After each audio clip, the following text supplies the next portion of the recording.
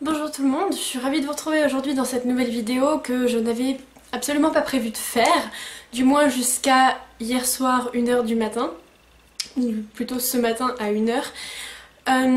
J'ai eu un coup de cœur, j'ai lu un livre, j'ai eu un coup de cœur, je m'y attendais pas du tout, ce fut une grosse claque. Et je me suis dit, il faut que je me mette devant ma caméra et que je vous en parle parce que on ne voit pas beaucoup ce livre sur la blogo, même s'il n'est pas encore sorti en français et que c'est normal, mais on le voit beaucoup sur la blogo anglophone. Je comprenais pas trop le succès qu'il avait, je vous avoue que je m'étais pas trop penchée sur le synopsis avant de pouvoir le lire en français. Donc il paraît chez Gallimard en septembre. Il s'agit de Tous nos jours parfaits de Jennifer Niven. Et en anglais, quand je vais vous dire son titre, ça vous fera tout de suite tilt, c'est All the Bright Places. Donc vous savez, c'est la couverture avec les petits post-it et qu'on voit fréquemment. Et waouh, juste waouh. Je tiens juste à dire que je n'ai pas préparé du tout cette vidéo. J'ai pas encore écrit ma chronique écrite, donc forcément c'est pas encore très clair dans ma tête et je sais pas si c'est une bonne chose ou pas de vous en parler dans cet état d'esprit parce que j'ai envie de vous en parler en tant que coup de cœur et dans ces cas-là il faut pas que je prenne du recul, je pense. Ce livre a quelques petits défauts mais au final je m'en suis même pas rendu compte et c'est juste de la bombe.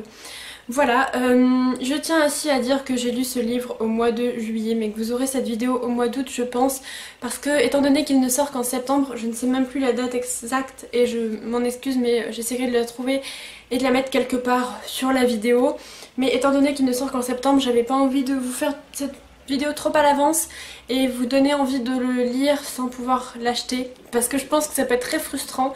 Et voilà, après je pense qu'il peut être très accessible en anglais, c'est du contemporain, c'est du jeunesse, donc voilà, donc vous pouvez le lire en anglais si vous n'avez pas envie d'attendre, mais sachez voilà, que Gallimard Jeunesse le sort en septembre et que ce ne sera, je pense, pas la couverture définitive. Voilà. Alors au tout début, quand j'ai reçu ce livre, j'étais vraiment ravie parce que ça m'a tout de suite fait penser à la couverture VO. Mais je vous avoue que j'ai eu un petit peu peur parce que quand j'ai ouvert, il y avait une sorte de page de service de presse et ils ont comparé ce livre à Nos étoiles contraires et Eleanor and Park. J'ai beaucoup de mal à chaque fois qu'on compare les livres à des blockbusters parce que j'ai l'impression qu'on veut les faire vendre et du coup ça me gêne un petit peu. Et en fait, comment expliquer? Oui, c'est exactement un mélange de Nos étoiles contraires et de Eleanor and Park en différent. Mais c'est ça en fait, et c'est génial, vraiment. Il faut vraiment pas qu'on s'arrête à ça parce que c'est juste fantastique. C'est l'histoire de Théodore Finch, qui veut en finir avec la vie, qui a son monde qui se rétrécit de plus en plus, qui se sent oppressé par son environnement. Il a des parents divorcés, un père qui le bat, et c'est assez difficile dans sa situation. Il veut en finir avec la vie, donc chaque jour on va avoir un décompte. Ça fait 6 jours qu'il est éveillé, ça fait 7 jours qu'il est éveillé. Et puis on va suivre Violette, qui est une jeune fille qui a perdu sa sœur Eleanor. Donc j'aime bien le clin d'œil avec Eleanor and Park. Je sais pas du tout quand est-ce que sont parus les deux. Et je m'en fiche un petit peu, mais c'est juste que je trouvais assez drôle la coïncidence en sachant qu'ils ont été comparés. Donc Violette a perdu sa sœur Eleanor dans un accident de voiture. Elles étaient toutes les deux dans cette voiture et il n'y a que Violette qui a survécu. Et ça a été un choc. Et elle se sent mal et elle aussi va en finir avec la vie. Et donc tous les deux se rencontrent en haut d'une tour de leur lycée, tous les deux prêts à se jeter par-dessus le vide et au final ils vont tous les deux se sauver l'un l'autre.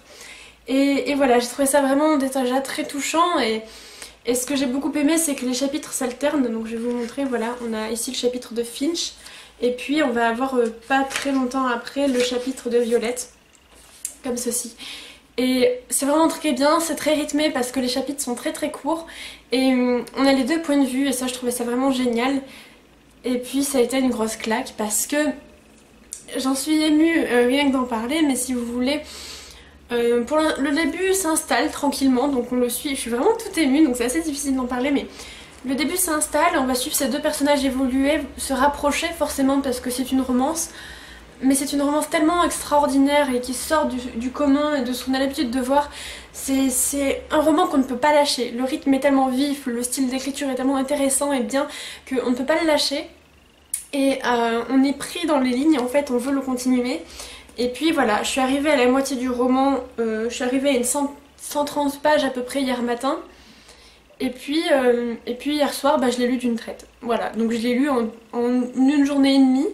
alors que vous savez que j'étais en panne de lecture tout le mois de juillet et que je m'en sortais pas très bien. Et là, en une journée et demie, j'ai avalé ce roman. Donc certes, il n'est pas extrêmement long, mais il ne fait que 400 pages. Mais quand même, c'est un roman assez long. Et surtout, la moitié, c'est une grosse claque parce qu'il se passe tellement de choses. Et c'était vraiment trop horrible, quoi, parce que c'était... On s'attache au personnage et c'était vraiment très très émouvant. Alors je suis toute rouge, alors déjà parce qu'il fait chaud et en plus je suis émue, c'est vraiment pas génial à la caméra, mais je vais me ressaisir. Je vous disais donc que hier j'ai lu donc d'une traite et je me suis effondrée, quoi, j'en pouvais plus, je m'attendais pas du tout à ça, je m'attendais pas à cette fin, mais je m'attendais à quelque chose de très contemporain, de frais, de léger, et pas du tout. Ça parle de dépression, ça parle de suicide, ça parle de... Voilà, c'est vraiment très très dur, c'est vraiment une lecture fantastique, donc j'ai un peu du mal encore à en parler, mais vraiment n'hésitez pas à le lire, c'est juste une merveille. L'auteur à la fin prend le soin de donner des numéros de détresse, pour dire vous n'êtes pas tout seul en fait, et je m'attendais vraiment pas, et donc pour vous en parler un peu plus de l'histoire, Théodore et Violette vont se mettre ensemble, enfin de manière un peu forcée pour Violette, mais vont se mettre ensemble pour un exposé où ils vont aller découvrir tous les endroits particuliers de l'Indiana, donc c'est l'état où ils se trouvent aux États-Unis. Et pour eux, à la base, l'Indiana, c'est vraiment un truc bof, il se passe pas grand-chose. C'est vraiment un état américain assez semblable et pas très intéressant. Et au final, leur but, ça va être de découvrir tous les endroits particuliers. Donc c'est exactement ça, en anglais, c'est les Bright Places. Et voilà, ils vont faire en sorte de laisser leur marque, de montrer qu'ils sont passés par là. Et voilà, enfin c'était vraiment génial. Il y a énormément de références littéraires, ça m'a beaucoup plu, c'était vraiment très intéressant et c'est très intelligent. Et alors ce que j'ai bien aimé, c'est que Eleanor et Violette avaient créé un site qui s'appelait eleanorandviolette.com, et le problème c'est qu'à la mort de Eleanor, Violette a arrêté de l'alimenter, ce blog, et au final elle créé à un moment donné un autre site, donc je ne vous en parle pas. Je vous en parle parce que j'en ai envie quand même, je vous mettrai le lien en barre d'infos. Je vous dis pas le nom du site au cas où si vous ne voulez pas savoir, il n'y a rien de spoil, hein. C'est juste que elle va ouvrir un site et donc je vous mets le lien en barre d'infos, et vraiment ce site est génial parce qu'il existe en fait. Du moment où je suis arrivée, donc en fait elle en parle à la moitié du roman, elle crée le site et en fait elle veut y mettre 3 choses: de la littérature, de l'amour et de la vie. Et en fait, je suis allée voir le site, il est vraiment très bien fait, il est vraiment génial, ça donne envie de faire pareil, d'écrire des articles sur les mêmes choses. C'est vraiment un site qui fait respirer, qui parle de bonnes choses, qui explique beaucoup de choses aussi plus sombres.